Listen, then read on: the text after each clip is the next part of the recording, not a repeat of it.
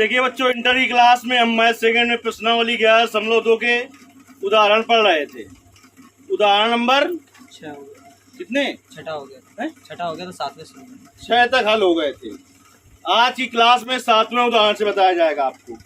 7वां उदाहरण कह रहा है कि बिंदुओं -1, 0, 2 और 3, 4, 6 से होकर जाने वाली रेखा का सदिश समीकरण ज्ञात कीजिए। देखिए, दो बिंदुओं से जाने वाली रेखा का सदिश समीकरण होता है आर वेक्टर बराबर a vector plus lambda b vector minus a vector. दो बिंदुओं से जाने वाली रेखा का समीकरण होता है। तो देखिए, एक बिंदु आपका क्या दे रखा है, एक बिंदु है उसका -1, 0, 2 और दूसरा बिंदु है 3, 4, 6।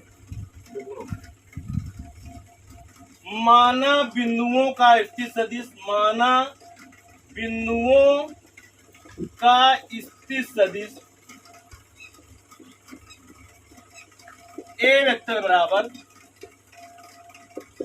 -i cap plus 0j cap plus 2k cap और बी वेक्टर बराबर 3i cap plus 4j cap plus 6k cap. बिंदु वेक्टर ए से जाने वाले और वेक्टर बी के समांतर रेखा का समीकरण। बिंदु वेक्टर ए से जाने वाले, बिंदु वेक्टर ए से जाने वाले नहीं, बी के समांतर नहीं है, दोनों बिंदुओं से जा रहा है। बिंदुओं ए वेक्टर और बी वेक्टर से जाने वाली रेखा का समीकरण। एक से जा रहा है, दूसरे के समांतर नहीं है, दोनों बिंदुओं से जा रहा है। बिंदुओं ए वेक्टर और बी वेक्टर से जाने वाली रेखा का सदिश समीकरण आर वेक्टर बराबर a vector plus lambda b vector minus a vector.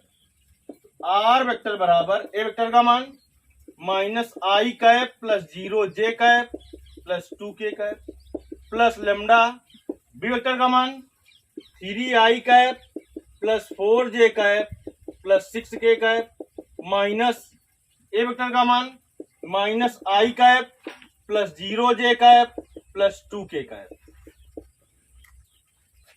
तो आर वेक्टर बराबर बेटा क्या हो जाएगा, -i cap plus 0j cap plus 2k cap plus lambda 3i cap plus 4j cap plus 6k cap. Minus से गुणा करा दे बेटा अंदर, जब माइनस से गुणा कराएंगे तो प्लस वाला माइनस और माइनस वाला प्लस हो जाएगा। तो क्या हो जाएगा बेटा, प्लस का i cap minus 0j cap minus 2k cap. R vector बराबर -i कैप, जीरो वाले को लिखे चाहे सीधे लिख दे, प्लस का 2k कैप प्लस लेमडा और देखिए 3i cap plus i cap 4i cap plus 4j cap minus 0j cap plus 4j cap plus 4k 6k cap और माइनस का 2k कैप प्लस का 4k कैप। आपसे सदिश समीकरण ही पूछा है, ये रहा आपका सदिश समीकरण। देखिए आंसर कॉमन लिया गया है क्या 4? चलिए, उदाहरण नंबर आपका 7 हल हो गया। अब उदाहरण नंबर 8वां हल करते हैं। जो भी सवाल ना समझ में आए आपको कमेंट करके जरूर पूछ लेना है। उदाहरण नंबर 8 देखते हैं। उदाहरण नंबर 8 क्या है? उदाहरण नंबर 8 में कह रहा है एक रेखा का कार्तीय समीकरण दिया है, इस रेखा का सदिश समीकरण ज्ञात करना है। देखिए बेटा, सदिश समीकरण से तो कार्तीय समीकरण कई बना चुके हैं, नहीं बना चुके हैं, लेकिन अब हमें किससे कार्तीय से सदिश बनाना है। चलिए सीखते हैं कार्तीय से सदिश कैसे बनाएंगे। x प्लस 3/2 बराबर y माइनस 5/4 बराबर z प्लस 6/2। इस रेखा का सदिश समीकरण ज्ञात करना है। देखिए, कार्तीय समीकरण जो होता है उसका मानक समीकरण क्या होता है, x माइनस x1 बटे A1 बराबर या x माइनस x1 बटे a बराबर y माइनस y1 बटे b बराबर z माइनस z1 बटे c। जहां पर x1 कामा y1 कामा z1 जो है इससे a वेक्टर मिलता है, जो दिग अनुपात दिए हैं a b c वो b वेक्टर का मान है, वो b वेक्टर का मान है। तो जब बिंदु a वेक्टर का मान पता चल जाए और तुम्हें b वेक्टर का मान पता चल जाए तो सदिश समीकरण r वेक्टर बराबर होता है a vector plus lambda b vector, यानी x1 y1 z1 के जो मान होंगे उससे a वेक्टर मिल जाता है, जो दिग अनुपात लिखे हैं उससे b वेक्टर मिल जाता है। तो a वेक्टर पता चल गया आपको और b वेक्टर आपको पता चल गया, तो सदिश समीकरण क्या हो जाएगा, r वेक्टर बराबर a vector plus lambda b vector. चलिए अब हम हल करते हैं इसको। तो देखिए इसको इसी रूप में बनाते हैं, x माइनस माइनस 3, क्योंकि तुलना करने में यहाँ पर क्या होना चाहिए, माइनस। तो जो वैसे लिखा होगा माइनस माइनस प्लस हो गया है तभी, ये ठीक है कि y माइनस 5/4, ये प्लस कैसे हो गया, z माइनस माइनस 6/2 की तुलना x माइनस x1 बटे a बराबर y माइनस y1 बटे b बराबर z माइनस z1 बटे c से तुलना करने पर तो देखिए x1 बराबर कितना आ जाएगा, माइनस का 3, y1 बराबर कितना आ जाएगा 5, z1 बराबर क्या आ जाएगा माइनस 6, a का मान 2, b का मान 4, c का मान 2। तो a वेक्टर बराबर क्या मिल गया, a वेक्टर बराबर हमने कहा x1 y1 z1 का मान a वेक्टर होता है minus 3i cap plus 5j cap plus 5j cap minus 6k cap. b vector बराबर क्या मिल गया, दिग अनुपात b वेक्टर होते हैं 2i cap plus plus 4j cap plus plus 2k cap. देखिए सदिश समीकरण क्या होता है बेटा, सदिश समीकरण r वेक्टर बराबर a vector plus lambda b vector b vector. r vector बराबर a वेक्टर का मान माइनस का 3i cap plus 5j cap minus 6k cap, ठीक ऐसे लिखे रहने चाहिए इसको, प्लस लेमडा b वेक्टर का मान 2i cap 2i cap plus 4j cap plus 2k cap. ये रहा आपका सदिश समीकरण। कब, जब कार्तीय समीकरण दिया हो तो सदिश समीकरण ऐसे ज्ञात किया जाता है। देखिए यार आंसर ये आपका रहा उदाहरण नंबर 8। अब हम उदाहरण नंबर 9 हल करेंगे। बहुत ही इंपॉर्टेंट नहीं, मोस्ट इंपॉर्टेंट प्रश्नावली आप पढ़ रहे हैं इस समय।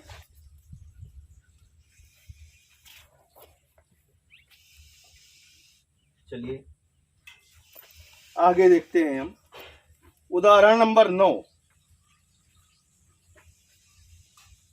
उदाहरण नंबर 9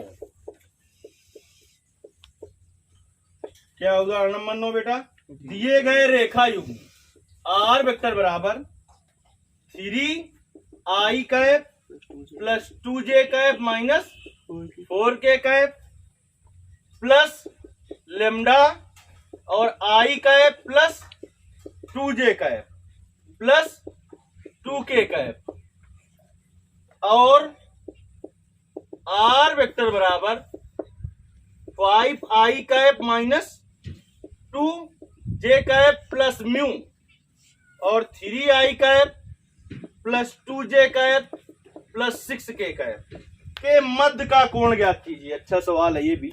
सदिश रूप में जब रेखा के समीकरण लिखे हों तो पहली रेखा की तुलना कर देनी चाहिए r वेक्टर बराबर a1 vector plus lambda b1 vector से, दूसरे की तुलना कर देनी चाहिए r वेक्टर बराबर a2 vector plus mu b2 vector से। दरवाजा बंद कर जो। तो इस अब कास थीटा बराबर सूत्र होता है फिर b1 vector dot b2 vector बटे माड b1 वेक्टर और माड b2 वेक्टर, ये सूत्र लगा दिया जाता है। चलिए तुलना कर दें पहले रेखा की। हम पहली रेखा क्या है, पहली रेखा आपकी r वेक्टर बराबर 3i cap plus 2j cap minus 4k cap plus lambda और i cap plus 2j cap plus 2k cap की तुलना r वेक्टर बराबर a1 vector plus lambda B1 vector से करने पर देखिए करेंगे तो A1 वेक्टर बराबर कितना हो जाएगा बेटा 3i cap plus 2j cap minus 4k cap. B1 vector बराबर कितना आ जाएगा i cap plus 2j cap plus 2k cap. दूसरी रेखा क्या है दूसरी रेखा बेटा दूसरी रेखा r वेक्टर बराबर 5i cap minus 2j cap plus mu 3i cap plus 2j cap plus 6k cap की तुलना r वेक्टर बराबर a2 vector plus mu b2 vector से करने पर a2 वेक्टर बराबर 5i cap minus 2j cap b2 vector बराबर 3i cap plus 2j cap plus 6k cap. अब दो रेखाओं के बीच का कोण जब समीकरण किस रूप में हो सदिश रूप में है ना है कि नहीं है जी सर तो लिखेंगे दो रेखाओं के बीच का कोण जब समीकरण सदिश रूप में हो। ये इसे लिखने की जरूरत नहीं है क्योंकि सदिश रूप में है लेकिन इसलिए ऐसा लिखवा रहे हैं हम कि सूत्र तुम्हें याद हो जाए कि सदिश रूप में जब है तब सूत्र कौन सा लगाते हैं और जब कार्तीय रूप में होगा तब कौन सा सूत्र लगाएंगे। दो रेखाओं के बीच का कोण जब समीकरण सदिश रूप में हो cos थीटा बराबर क्या होता है बेटा mod b1 vector dot b2 vector बटे मॉड b1 वेक्टर और मॉड b2 वेक्टर। चलिए तो cos थीटा बराबर b1 वेक्टर का मान बोलिए बेटा कितना है i cap plus 2j cap plus 2k cap dot b2 vector का मान क्या है 3i cap plus 2j cap plus 6k cap बटे b1 वेक्टर का मापांक अंडर रूट 1 का स्क्वायर प्लस 2 का स्क्वायर प्लस 2 का स्क्वायर इंटू b2 वेक्टर का मापांक 3 का स्क्वायर प्लस 2 का स्क्वायर प्लस 6 का स्क्वायर। बाउंड हो रहा है क्या मापांक क्या होता है मापांक मॉडुलस जिसको कहते हैं परिमाण रिजल्टेंट अंडर रूट x का मतलब i के गुणांक का स्क्वायर प्लस j के गुणांक का स्क्वायर प्लस k के गुणांक का अदिश गुणा i ये चिन्ह का बना है अदिश अदिश गुणा में i डॉट i एक होता है j डॉट j एक होता है k डॉट k एक i का j और k के साथ 0 हो जाएगा यानी स्वयं के साथ 1 होगा बाकी के साथ 0 हो जाएगा। इसीलिए केवल i वाले का i वाले से करा देते हैं j वाले का j वाले से और k वाले का k वाले से। देखिए बेटा cos थीटा बराबर फिर क्या हो जाएगा मॉड ये वाला मार तो केवल इसलिए लगा है प्लस का कि अगर माइनस भी होगा तो क्या में आएगा बाहर प्लस में होगा क्योंकि दो रेखाओं के बीच का कोण ज्ञात करने का तात्पर्य उनके बीच के न्यून कोण से होता है। किससे होता है न्यून कोण से होता है।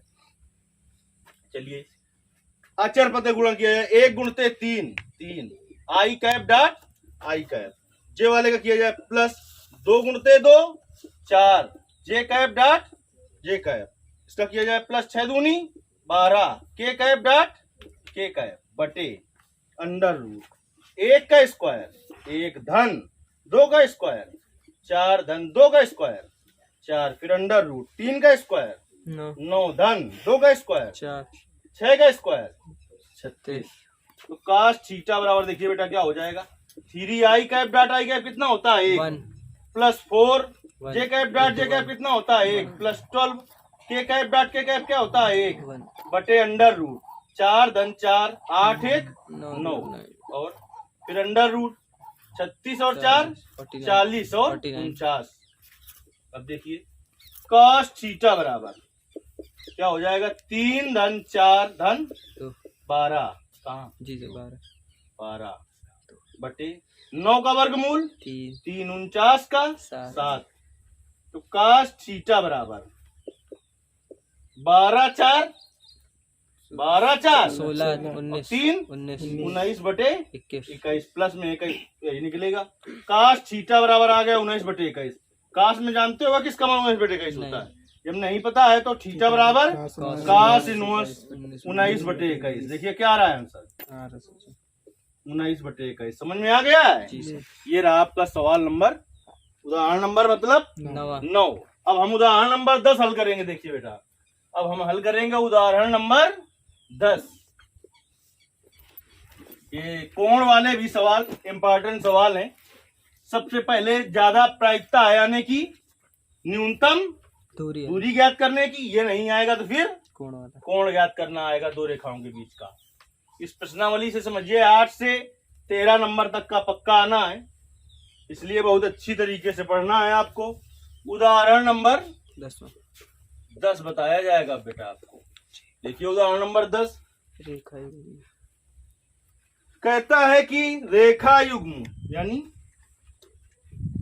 x प्लस 3/3 बराबर y माइनस 1/5 बराबर z प्लस 3 क्या 4 और x प्लस 1/1 x प्लस 1/1 बराबर y माइनस 4/1 बराबर z माइनस 5/2 के मध्य का कोण ज्ञात कीजिए।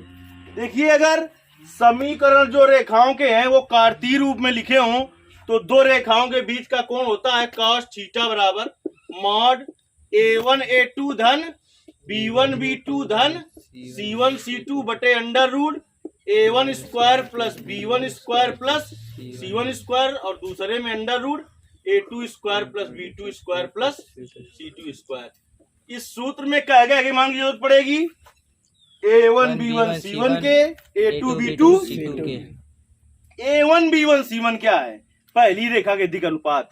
a2 b2 c2 क्या है, दूसरी रेखा के दिक् अनुपात। तो चाहे तो हम इसको ऐसे बदलें कि x माइनस 3 लिखें, लेकिन हमें एक चीज ये भी ज्ञात है कि x1 y1 z1 x2 y2 z2 के मान की जरूरत नहीं है। तो चाहे उसको उस रूप में बदलें या न बदलें, सीधे दिक् अनुपात ज्ञात कर लें।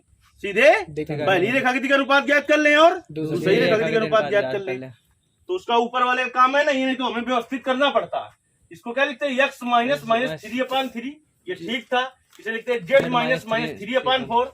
इसमें इसको क्या लिखते हैं, x माइनस 1/1 लिखते अगर ऊपर वाले की जरूरत पड़ती। लेकिन अगर कार्तीय रूप में समीकरण लिखे और कोण ज्ञात करना है तो ऊपर वाले की जरूरत लघुत्तम दूरी लेकिन ज्ञात करना होता तो जरूरत पड़ती। तो फिर उसको देखते उस हिसाब से।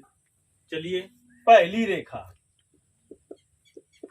रेखा क्या है आपकी, x प्लस 3/3 बराबर y माइनस 1/5 बराबर z प्लस 3/4 के दिक् अनुपात। हमने बहुत बार बताया आपसे, बट्टे में जो बेटा लिखे हैं वही दिक् अनुपात है। क्या हो गए 3 5 4, ये हो गया a1 b1 पहली रेखा के दिक् अनुपात a1 b1 c1 होते हैं और दूसरी रेखा के दिक् अनुपात तो देखिए बेटा दूसरी रेखा क्या है आपकी, दूसरी रेखा है आपकी x प्लस 1/1 बराबर y माइनस 4/1 बराबर z माइनस 5/2 के दिक् अनुपात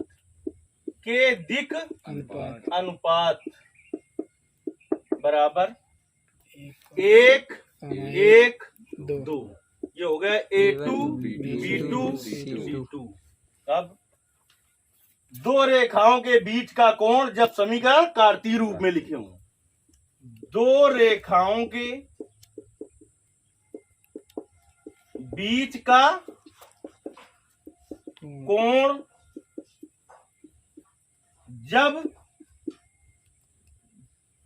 समीकरण कार्तीय रूप में लिखे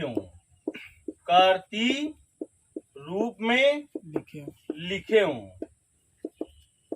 तो cos थीटा बराबर मॉड a1 a2 धन b1 b2 धन c1 c2 बटे under root a1 square plus b1 square plus और दूसरे में under root A2 square plus B2 square plus C2 square. देखिए बेटा cos थीटा बराबर मॉड A1 का मान 3, A2 का मान 1, बोलिए ना यहाँ से देखिए, जी सर। B1 का मान 5 B2 का मान 1 1 प्लस C1 का मान 4 C2 का मान 2 बटे अंडर रूट A1 स्क्वायर।